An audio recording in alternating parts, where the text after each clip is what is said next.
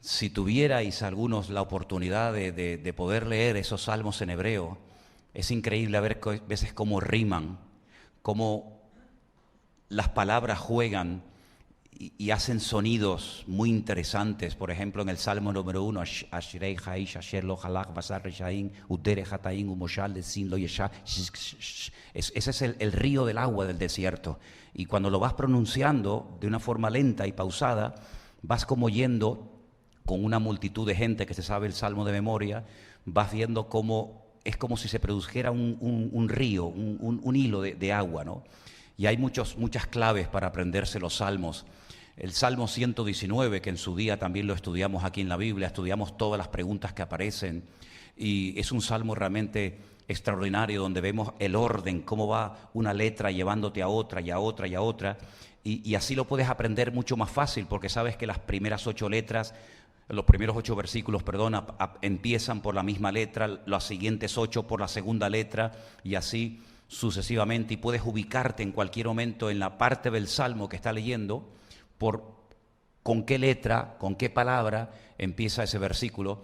Realmente les animo a que lean el libro de los Salmos. De hecho, todos los días deberíamos leer algunos salmos. Hay salmos para empezar el día, salmos para ir a la guerra, salmos para gente que está pasando dificultades. Hay un salmo para la gente anciana, para la gente que ya tiene una cierta edad en la vida.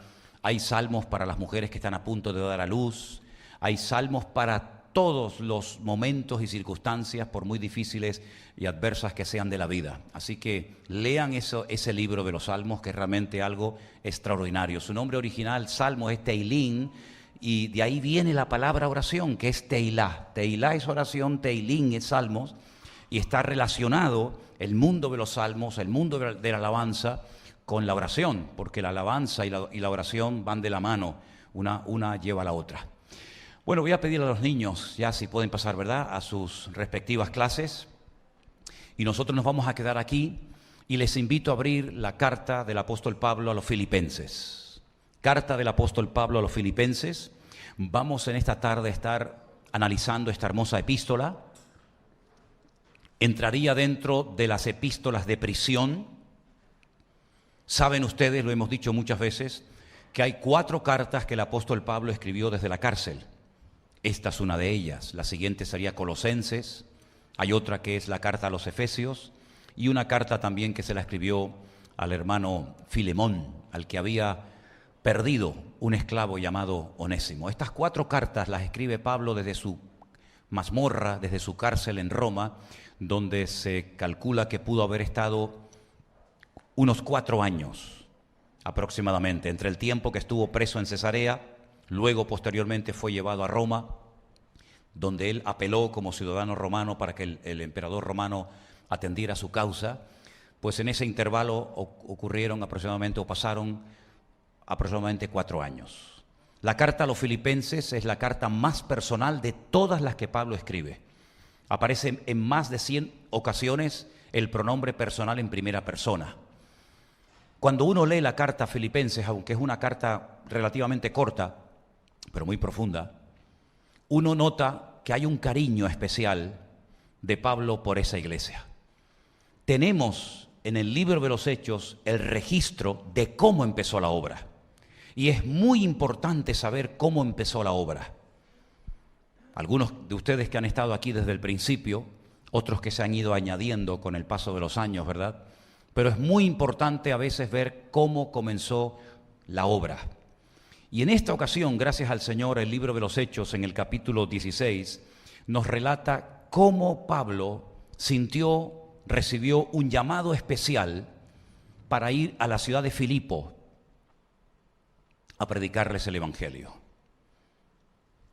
En Hechos capítulo 16, a partir del versículo 9, la palabra de Dios nos dice lo siguiente. Se le mostró a Pablo una visión de noche. En esa visión él ve un varón, un hombre macedonio, que estaba de pie, rogándole y diciéndole: pasa a Macedonia y ayúdanos. Cuando vio la visión, ahora fíjense cómo hablan en plural, procuramos, no dice que él procuró ir, sino que los que estaban con él Silas, Lucas, que era el que iba relatando el viaje, dice que enseguida procuramos partir para Macedonia, dando por cierto que Dios nos llamaba. La visión, el llamado lo había recibido Pablo, pero ellos, como estaban viajando y en el equipo ministerial de Pablo, ellos también consideraban que ellos también habían sido llamados para ir a predicarles el evangelio a esa ciudad. Zarpando pues de Troas, vinimos rumbo directo a Samotracia y al día siguiente a Neápolis. Y de allí a Filipos, que es la primera ciudad de la provincia de Macedonia y una colonia. Y estuvimos en aquella ciudad algunos días. Y un día de reposo salimos fuera de la puerta. Esto es algo muy significativo, porque no dice que en un día de reposo, como era la costumbre de Pablo, se fue a la sinagoga a predicarle a los judíos. Es que no había sinagoga. Dice que se fue fuera de la puerta, junto al río, donde solía hacerse la oración, y sentándonos, hablamos a las mujeres que se habían reunido. No menciona presencia de hombres. ¿Por qué no había sinagoga en Filipo? Pues porque no había ni siquiera el grupo mínimo, que se llama en hebreo minyan. Un minyan es un grupo de 10 varones, que es lo que se necesita para abrir un lugar de culto o una sinagoga. Como se ve que no había esa cantidad, las mujeres decidieron tener sus cultos de oración junto a un río a las afueras de la ciudad. Y Pablo fue allí, aprovechando la ocasión. Y entonces allí estaba una mujer llamada Lidia, vendedora de púrpura, de la ciudad de Tiatira, que adoraba a Dios. Ahora, antes de terminar de leer este versículo, ¿por qué menciona el lugar de donde era Lidia? ¿Qué más da?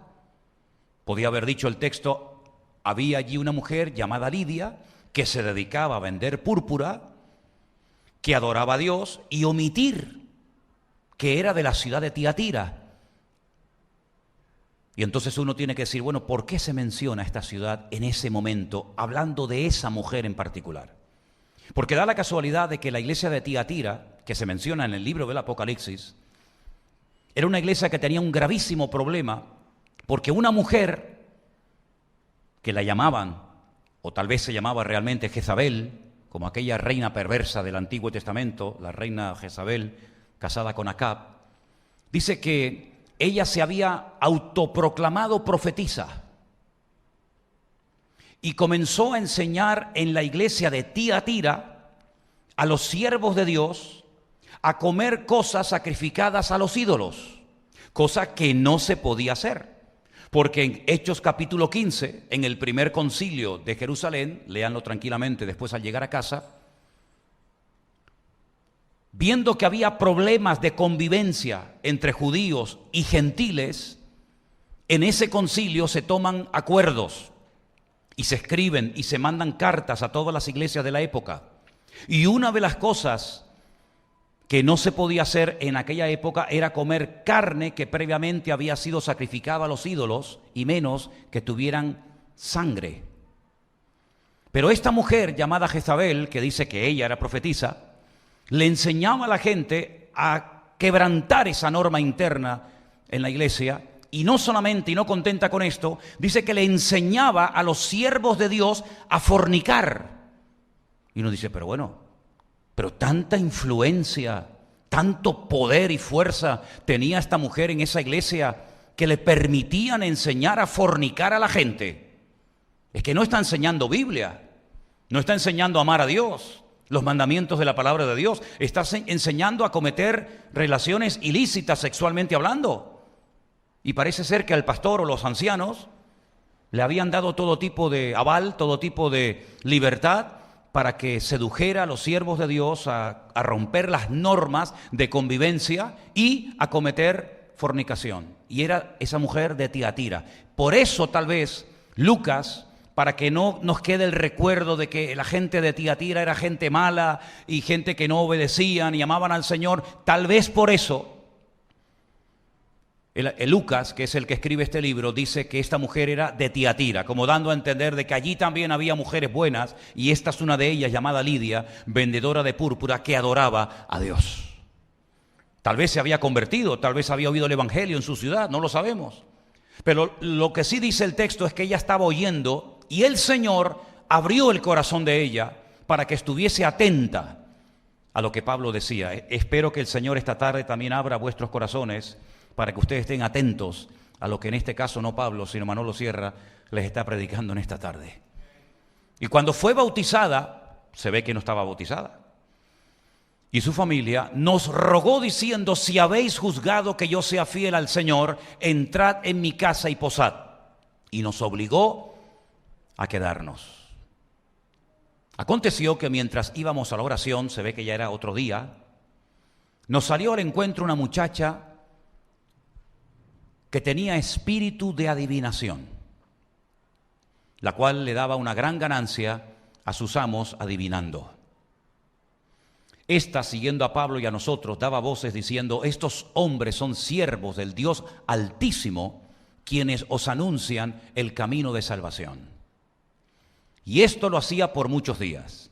Mas desagradando a Pablo, éste se volvió y le dijo al espíritu: te mando en el nombre de Jesucristo que salgas de ella. Y salió en aquella misma hora.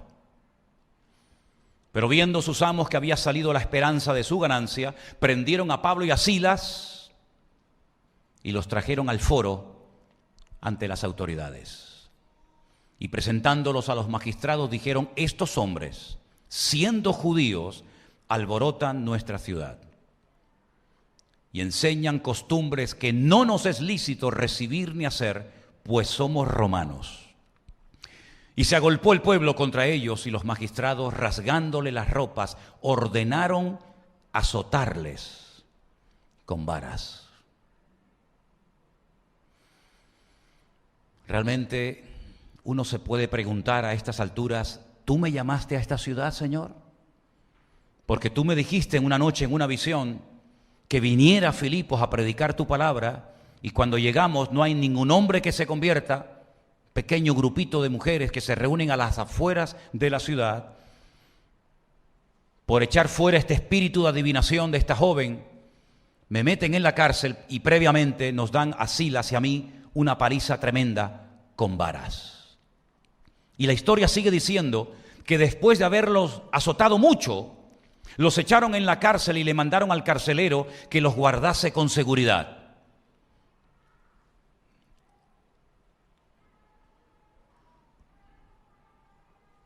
Hoy está lenta la lectura, ¿no?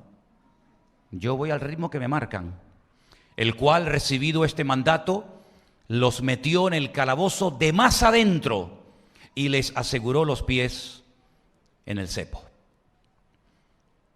Pero a medianoche, orando, Pablo y Silas cantaban himnos a Dios y los presos los oían. Qué tremendo, ¿eh? Qué maravilla.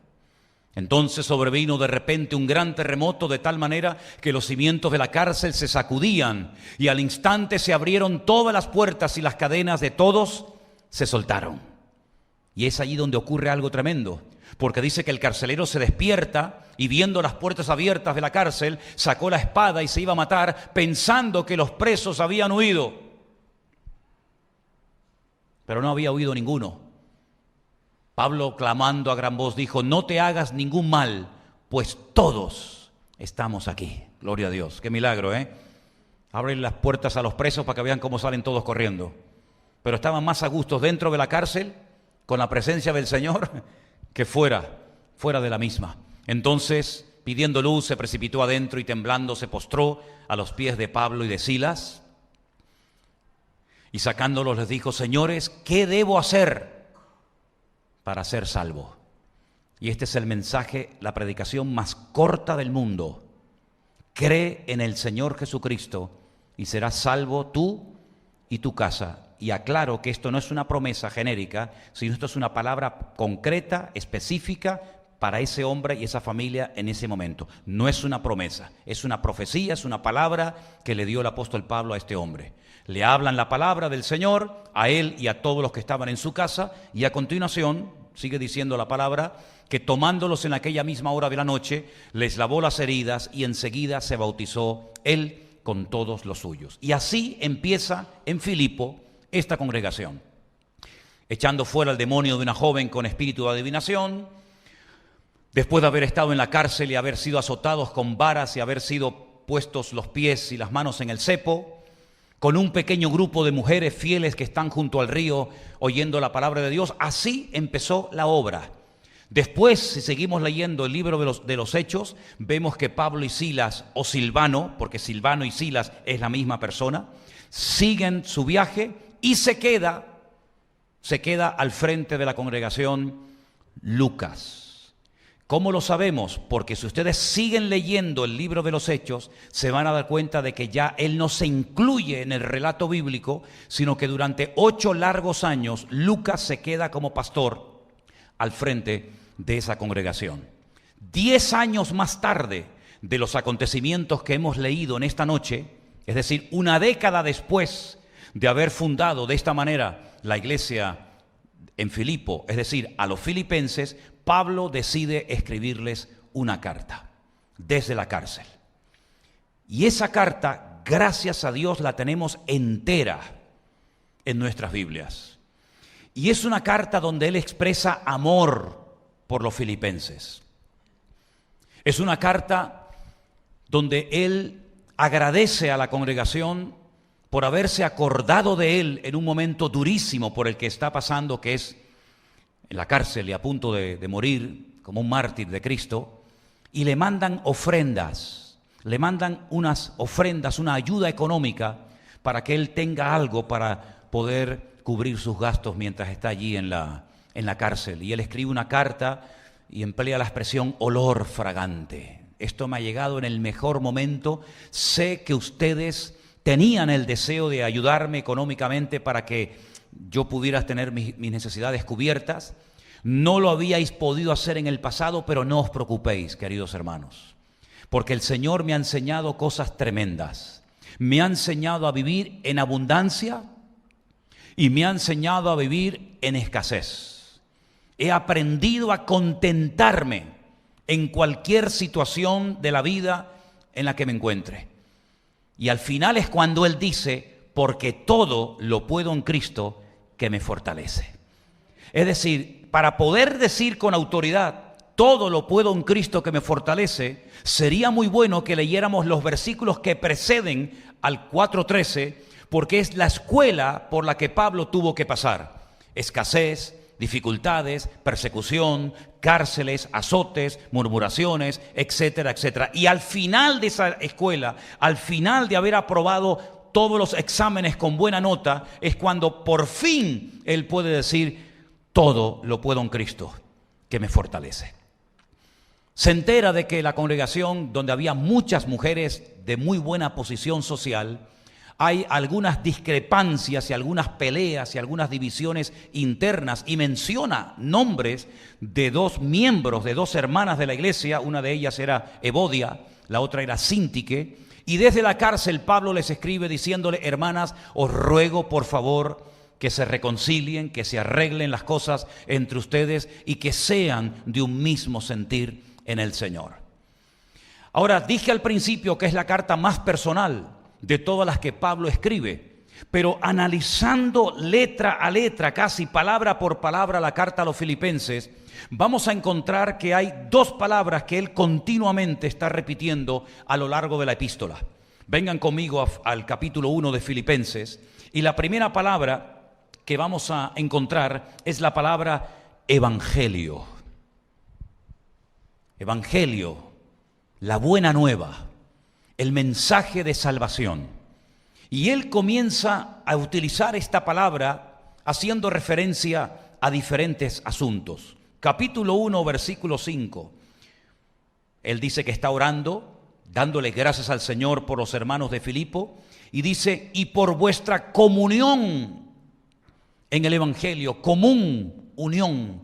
Estamos unidos, hay una unidad entre ustedes y yo a la hora de predicar, de anunciar, de vivir y de practicar el Evangelio. Es decir, no es que ustedes están predicando una cosa y yo estoy predicando otra, sino que estamos en una común unión, hay coinonía, hay una unidad perfecta, maravillosa entre la congregación y yo, porque tenemos en común el Evangelio desde el primer día hasta ahora. Es una iglesia que empezó de una forma muy sencilla, atípica, porque generalmente las iglesias no nacían de esta manera, pero Pablo valora lo poco, lo pequeño. Pablo no se queja, Pablo no dice, bueno, al fin y al cabo se han convertido muy pocas personas, no merece la pena que esté más tiempo aquí, sino que lo que vemos es que lo que empezó de una forma muy sencilla, muy humilde, casi pasando desapercibida, se constituye con el paso de los años en una iglesia poderosa, en una iglesia preciosa, y gracias al Señor tenemos esta carta en nuestras manos. En el capítulo 1, versículo 7, también dice: y como me es justo sentir esto de todos vosotros, por cuanto os tengo en el corazón y en mis prisiones y en la defensa y confirmación del Evangelio, ¿verdad? Una vez más utiliza la palabra Evangelio en este caso para ver cómo Dios está confirmando, consolidando la obra en la iglesia y en el corazón de los miembros. Seguimos en el capítulo 1, saltamos al verso 12, donde dice: quiero que sepáis, hermanos, que las cosas que me han sucedido han redundado más bien para el progreso del Evangelio. Y esa palabra progreso en el texto original en griego es muy interesante porque habla de cómo se abrían paso los soldados romanos en la maleza, en lugares donde era muy difícil pasar, pero ellos a base de machetazo, ¿verdad? Y abriendo camino, pues iban avanzando, iban progresando. Y el apóstol Pablo dice: es verdad, ha habido dificultades, ha habido persecuciones, ha habido llanto, ha habido lágrimas, ha habido derramamiento de sangre, pero todo eso, quiero que sepan que no ha sido un freno al Evangelio, sino al contrario, todo esto ha redundado para el avance, para el desarrollo, para el progreso del Evangelio. En el capítulo 1, el verso 17, Pablo dice: pero los otros por amor, sabiendo que estoy puesto para la defensa del Evangelio. Le habían informado de que había personas que querían imitarlo, querían hacer lo que él hacía, predicar como él predicaba, viajar como él viajaba, por envidia, por celos, para hacerle, digamos, la competencia, por decirlo de alguna manera, y esto se lo habían dicho a Pablo, y Pablo dice: bueno, pues están predicando a Cristo, sí, ¿lo hacen por envidia? Sí, hermano, bueno, pues están predicando a Cristo, porque sigan predicando a Cristo. Ellos tendrán que rendir cuenta delante de Dios, a ver por qué ellos también quieren vivir y viajar y predicar y enseñar como yo. Aquí lo importante es que se está predicando el Evangelio, dice, y yo estoy puesto para la defensa del Evangelio. A veces hay momentos en los que Dios nos da oportunidad para proclamar el Evangelio, pero habrá muchos momentos en tu familia, en tus compañeros de trabajo, en la universidad, donde vives, donde te desenvuelves, donde tendrás que defender el Evangelio. Y dice la Biblia que tenemos que estar siempre preparados para defender, para presentar respuestas coherentes ante todo aquel que demande razón de la esperanza que hay en nosotros. Y Pablo sabía que no solamente él tenía la obligación y el deber de predicar el Evangelio. De hecho dijo: ¡ay de mí, si no anuncio, si no proclamo y si no predico el Evangelio! Pero también sabía, y lo hizo muy bien desde la cárcel a través de sus epístolas, que a veces él tenía que defender y pelear a favor del Evangelio. En el capítulo 1, el versículo 27, vuelve otra vez a aparecer la palabra: solamente que os comportéis como es digno del Evangelio. Usted puede proclamar el Evangelio, puede defender el Evangelio, puede creer en el Evangelio, pero la pregunta es: ¿y está viviendo dignamente conforme a las exigencias del Evangelio? No es a los filipenses, sino a los romanos, que en cierta ocasión Pablo les dice: yo no me avergüenzo del Evangelio, porque es poder de Dios, pero que nunca el Evangelio se tenga que avergonzar de nuestra conducta y de nuestro mal testimonio ante la sociedad. Pablo dice que tenemos que vivir dignamente conforme al Evangelio. Y al final del capítulo 1, verso 27, dice: por la fe del Evangelio. Claro que nosotros tenemos fe en el Evangelio, en la buena nueva, en la buena noticia de que Cristo vino, murió y resucitó y ascendió y volverá. Todo eso forma parte del Evangelio y de nuestra fe también en el Señor. Capítulo 2, versículo 22, él dice: Pero ya conocéis los méritos de él, que como a hijo a padre ha servido conmigo en el Evangelio. Servir, no servirse de, sino servir a. Servir al Señor con el Evangelio, predicando su palabra. Otro concepto interesante del Evangelio. Capítulo 4, versículo 3. Nuevamente vuelve a aparecer la famosa frase o la famosa palabra. Asimismo te ruego también a ti, compañero fiel, que ayudes a estas que combatieron juntamente conmigo en el Evangelio. Es decir, hace referencia a personas que se jugaron la vida, que no fueron cobardes, que no tuvieron miedo, que no salieron corriendo ante la adversidad, ante la persecución, ante la oposición de los enemigos, sino que pelearon, combatieron en el Evangelio juntamente con él. En el capítulo 4, versículo 15 también dice: sabéis también vosotros, oh filipenses, que al principio de la predicación del Evangelio, los que habéis tomado nota, o los que después escucharéis más detenidamente este estudio, este mensaje, os habéis dado cuenta de que Pablo utiliza el término, la palabra evangelio, para muchos asuntos diferentes que tienen que ver con nuestra relación con Dios y con nuestra responsabilidad y nuestros deberes cristianos. Aparece muchísimas veces la palabra evangelio, buena nueva, en su carta. Pero sorprendentemente, otra palabra que aparece muchísimo en la epístola de Pablo a los Filipenses es la palabra gozo. Y muchos se han preguntado cómo es posible que un preso, sabiendo que le quedan tal vez pocos días de vida, sea capaz de descubrir el secreto de gozarse en la adversidad, en la lucha y a punto de morir como mártir. Hagamos nuevamente un recorrido a lo largo de la epístola y veamos dónde aparece esta palabra. Capítulo 1, versículos 3 y 4. Doy gracias a mi Dios siempre que me acuerdo de vosotros, siempre en todas mis oraciones, con gozo por todos vosotros. No oraba quejándose, no oraba lamentándose, sino que cuando se acordaba de esa iglesia, de esos miembros, del tiempo que él estuvo allí al frente de la congregación, dice: oro, clamo al Señor por vosotros con gozo en mi corazón, no con dolor, no con tristeza, sino con gozo. Versículo 4 dice: siempre en todas mis oraciones con gozo por todos vosotros. Versículo 18. ¿Qué pues? Que no obstante, de todas maneras, o por pretexto o por verdad, Cristo es anunciado, y en esto me gozo y me gozaré aún. ¿En qué se gozaba? En que el Evangelio estaba siendo predicado. A lo mejor no por personas con una buena intención, pero si al fin y al cabo predicaban y querían servir al Señor de alguna manera, aunque fuera por celos y por envidia. Porque dicho sea de paso, y hago un paréntesis, una de las cosas que más me costó aceptar como pastor, ya como cristiano, pero más como pastor, es ver y conocer a gente con celos dentro de la obra de Dios. No es el celo por Dios en el buen sentido de la palabra, sino gente celosa, gente envidiosa, gente que en vez de gozarse en la bendición de otros, parece como que le tienen esos celos y esa envidia. Y eso no es nada nuevo, eso ha existido siempre, y en la época de Pablo más todavía.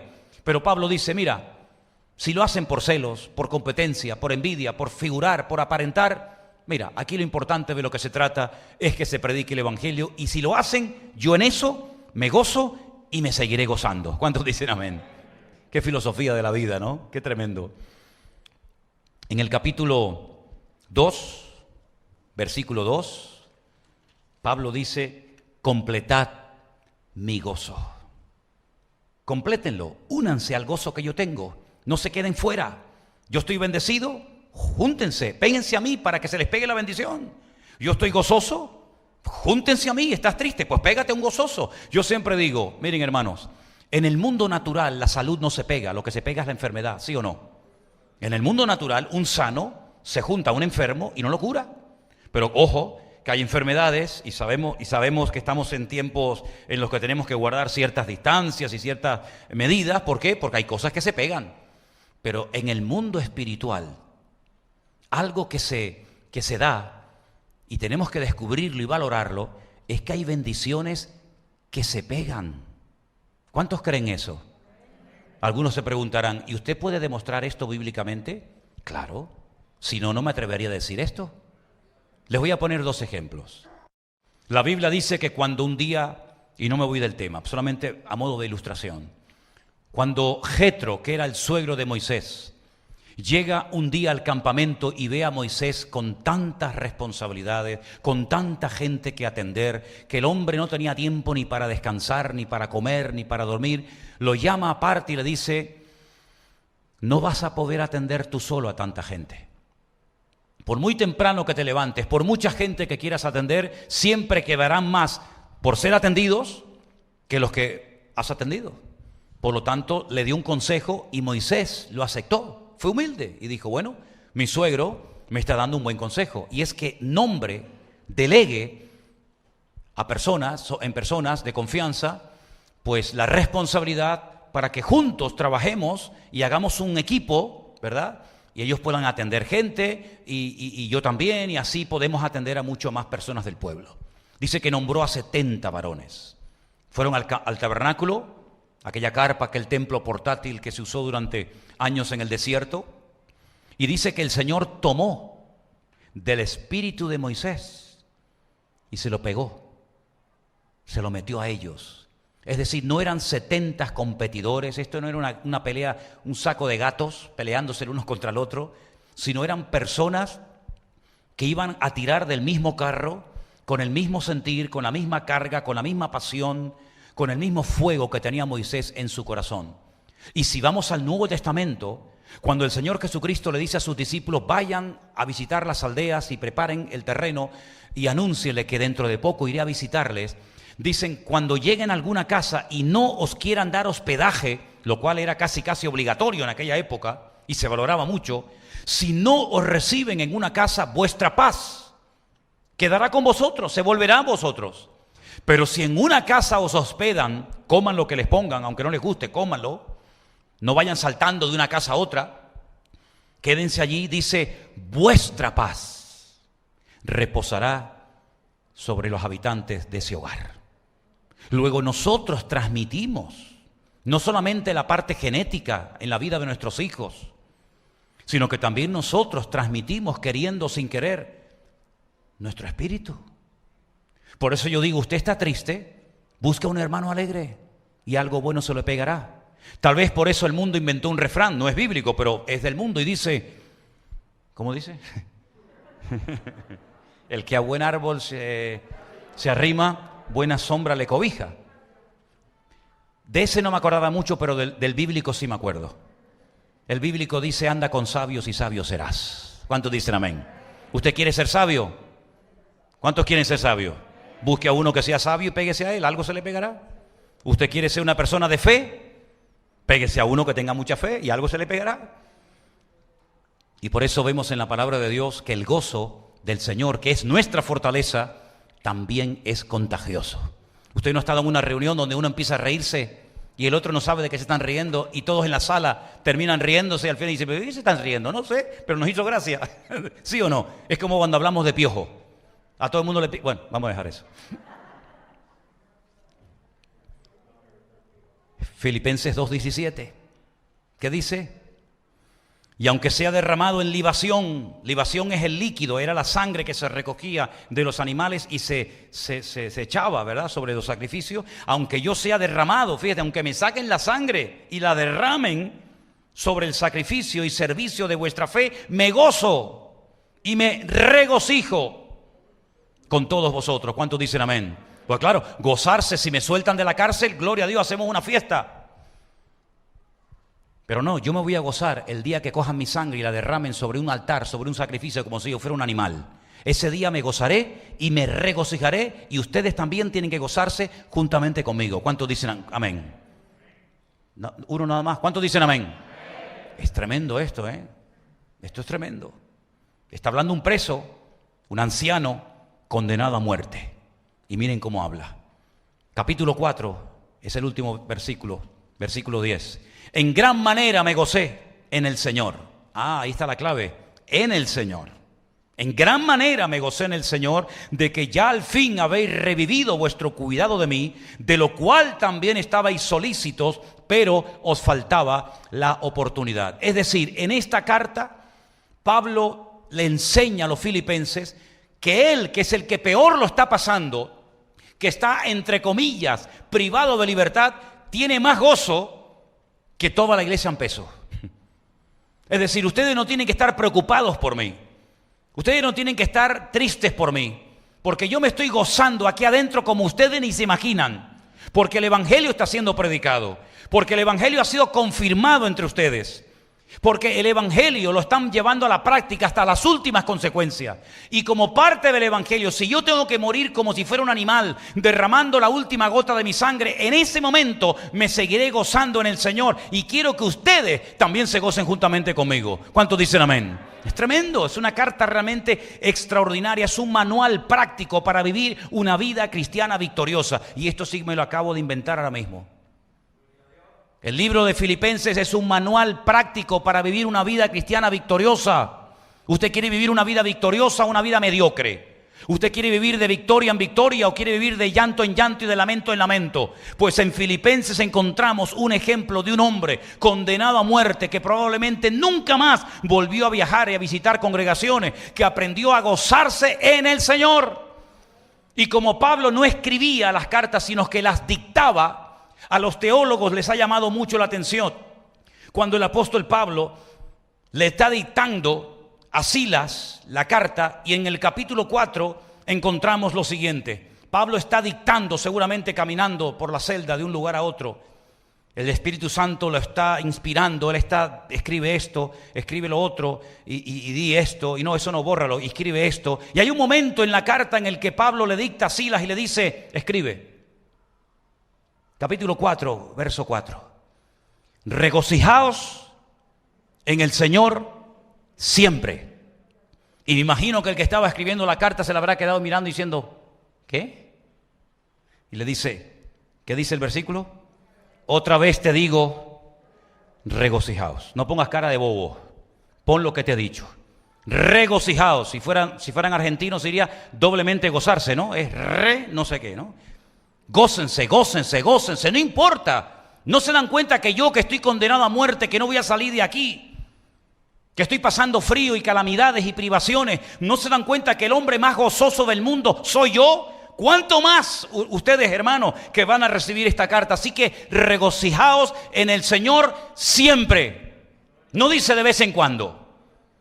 Cuando hay dinero, regocíjense y hagan fiesta y maten el becerro gordo. No, no, no. Regocijaos en el Señor siempre. Pero es que ya no estoy ganando tanto como antes. Pues aprende a gozarte ahora, porque si no aprendes a gozarte ahora, la lección va a durar todo el tiempo que ni te imaginas. ¿Por qué? Porque ¿cuántas veces se tiene que presentar a un examen una persona que lo suspende? ¿Cuántas veces? Pues hasta que lo apruebe. Hay algunos que el carnet de conducir lo aprobamos a la primera. ¿Cuántos de los que están aquí aprobaron el carnet teórico y práctico a la primera? Levanten la mano. El de la moto, el del coche, yo todo lo aprobé a la primera. Pero hay algunos que a la segunda. A ver, ¿alguien aprobó a la segunda? Algunos. ¿A la tercera? Algunos. ¿A la cuarta? Algunos. ¿A la décima? Bueno, déjelo ya. Vas a tener que presentarte y una vez y otra vez y otra vez y otra vez hasta que apruebes. En el sentido espiritual exactamente igual. Ya has aprobado la lección de gozarte en la abundancia. 10, aprobado. Matrícula de honor. Vale, vamos a la otra asignatura. Ahora voy a enseñarte a gozarte en la adversidad. Has suspendido el examen. Te has quejado, has estado con lloriqueo, has estado con una mala actitud. Mañana otra vez. Y otra semana otra vez igual. O peor que la anterior. Y dice, ¿por qué tengo que repetir lo mismo? Porque no has aprobado el examen. Cuando apruebes el examen, ya verás que esa prueba se va y probablemente el Señor te enviará otra. Pero esa es la forma como Dios está tratando a la iglesia en el último año que estamos viviendo. Nos está mandando una serie de pruebas. A todos, a todos. Y nos ha metido a todos en el mismo saco. Y a unos aprueban, otros suspenden, unos repiten.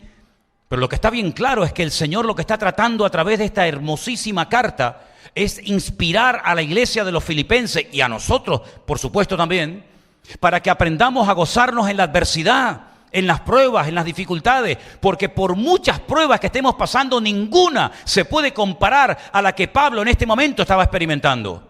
Estaba en una mazmorra, en una cárcel. A veces hemos visto en algunos documentales de televisión presos que se han construido su propia cárcel, y aquello más que cárceles parecían jaulas de oro. Parecían palacios, no le faltaba absolutamente de nada. Pero Pablo no está en una cárcel de oro con WhatsApp, con Facebook, con YouTube, con visitas, con buena comida. No, Pablo incluso cuando le escribe a Timoteo le dice: ven pronto porque el invierno va a empezar y me dejé el capote en casa de Carpo, tráemelo porque me estoy congelando de frío. Y tráeme los pergaminos, y tráeme esto, y tráeme lo otro. ¿Por qué? Porque él está pasando dificultades humanamente hablando. Pero en medio de esas dificultades escribe 4 cartas espectaculares. Y una de ellas es esta. Y yo doy gloria a Dios que el Señor permitió que esta carta nos llegara a nosotros hoy en día. Estuvo desde el año 46 hasta el 56, una década entera aproximadamente, predicando el Evangelio. Tratando de llevar el Evangelio a los gentiles, tratando de llevar almas a los pies de Cristo, gente de otro contexto cultural, de otras religiones, de otras prácticas, etc. Y llegó el momento en el que el Señor permitió que lo encerraran, lo protegió durante años, viajó por todo el mundo entero de su época, pero llegó un momento que los últimos 4 años de su vida no salió ni de aquí a la esquina. Tenía unas cadenas en las manos y en los pies que le impedían viajar, pero Pablo nos dice: ¿y ahora qué hago? ¿Ahora qué hago? No puedo predicar, no puedo orar, no puedo... No. Pero ¿no lo veis que en la cárcel de Filipo fue una práctica para lo que se le venía encima? ¿No dice la Biblia que en Filipo fue donde lo encadenaron, pusieron sus manos, su cabeza y sus pies en el cepo? Y allí aprendió a cantar a medianoche con sus espaldas destrozadas y los presos le se oían. Eso fue una preparación para lo que le vendría 10 años después, cuando finalmente acabara con su vida como si fuera un sacrificio sobre un altar. Pero él ya había aprendido a gozarse en la adversidad. Y todas las pruebas que hemos estado pasando en los últimos tiempos, en los últimos años o meses o días, nos han estado preparando para llegar hasta aquí, hoy y ahora. Y el Señor lo que quiere es fortalecernos en la fe. El Señor lo que quiere es que aprendamos a estar por encima de las circunstancias.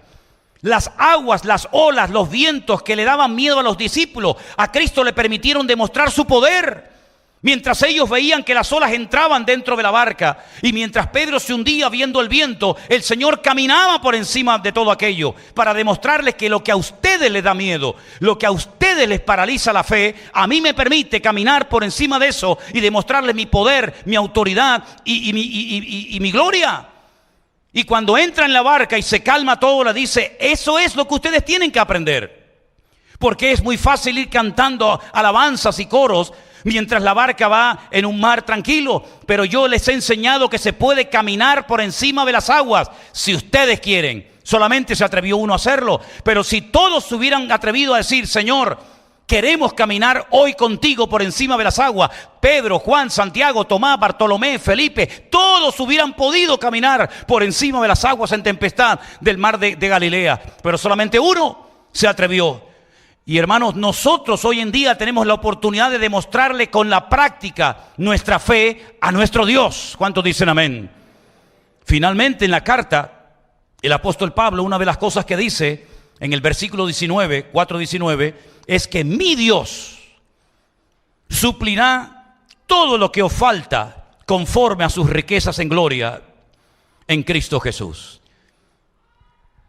Es decir, Él está plenamente convencido que si a mí el Señor me ha provisto mis necesidades, también a vosotros os suplirá todo lo que os falta conforme a sus riquezas en gloria en Cristo Jesús. ¿No te has hecho esta pregunta alguna vez, hermano y hermana? ¿Cómo es posible que en una misma iglesia haya gente que le sobra y a otros que le falte? ¿Cómo es posible que unos estén gozosos y otros tristes? Que unos estén, digamos, en un nivel óptimo en cuanto a su fe y su comunión con Dios y otros estén ahí medio titubeando. Pues yo pienso que sería muy bueno preguntarle a los que están fuertes en la fe y a los que han aprendido a gozarse en la adversidad. Pienso que sería muy bueno acercarnos y decirle: hermano, una pregunta. ¿A usted cuando se le murió su hijo?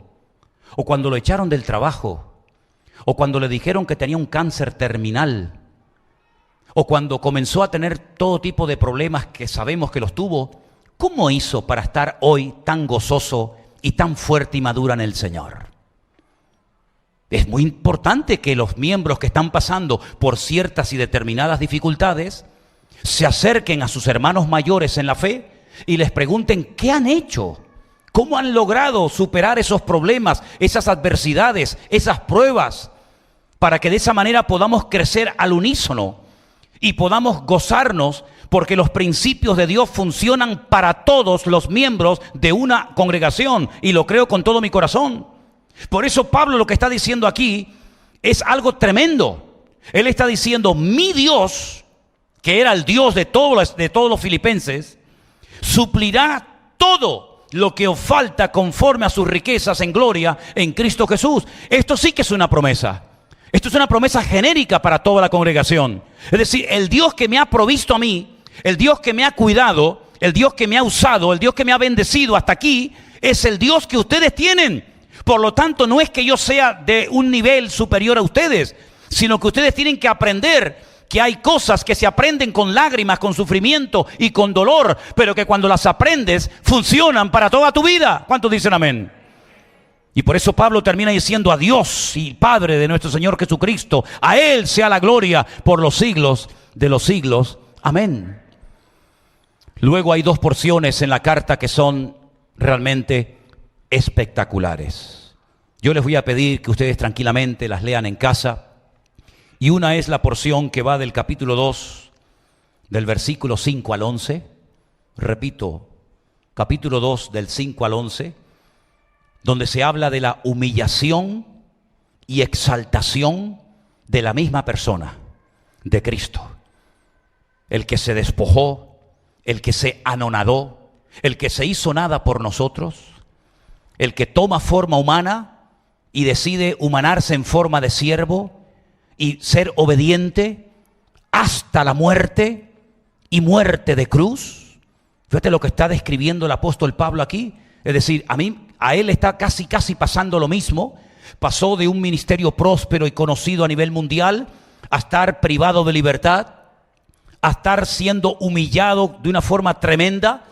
Pero él sabe que así como Cristo se humilló hasta lo sumo y luego el Padre lo exaltó hasta lo más alto y le dio un nombre que es sobre todo nombre, a él le va a pasar exactamente lo mismo. Y a todo creyente que aprendió a humillarse y a ser fiel y obediente a Cristo hasta la muerte, nos espera la gloria, la recompensa, nos espera lo más hermoso que ni siquiera nos podemos imaginar juntos en esta noche. Y también el otro pasaje extraordinario que se leyó esta noche en Filipenses capítulo 3, del 1 al 14. Y yo lo he titulado Las motivaciones internas del apóstol Pablo. ¿Cómo se movía este hombre? ¿Qué sentía?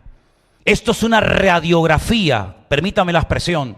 Filipenses 3 del 1 al 14, que fue la lectura que se leyó esta noche, por favor léanla tranquilamente después en casa, es una radiografía de Pablo por dentro, pero no de su cuerpo, sino de su mente, de su alma, de su relación con el Señor.